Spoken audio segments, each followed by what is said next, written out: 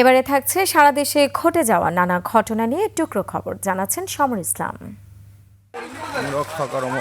বরগুনার পাথরঘাটার লেমুয়া বাজারে আগুনে পুড়ে গেছে ৩০টি দোকান, ক্ষতির পরিমাণ প্রায় ১.৫ কোটি টাকা। ঢাকা চট্টগ্রাম মহাসড়কের কুমিল্লা সদর দক্ষিণ উপজেলায় যাত্রীবাহী দুটি বাসের সংঘর্ষে একজন নিহত ও অন্তত ১০ জন আহত হয়েছেন। চট্টগ্রামের মিরসরাইয়ে একটি লরি থেকে জামাল উদ্দিন নামে গাড়ি চালকের মরদেহ উদ্ধার করা হয়েছে। রাজবাড়ীতে ২৪ ঘন্টায় ডেঙ্গুতে ২ জন আক্রান্ত ও ৩ জন হাসপাতালে ভর্তি হয়েছে।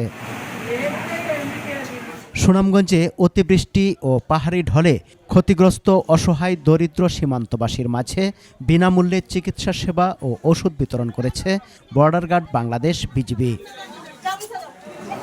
ঝিনাইদহের শৈলকুপায় কৃষক কার্ড বিতরণ উপলক্ষে প্রস্তুতিমূলক সভা হয়েছে। সমর ইসলাম, ২১ টেলিভিশন।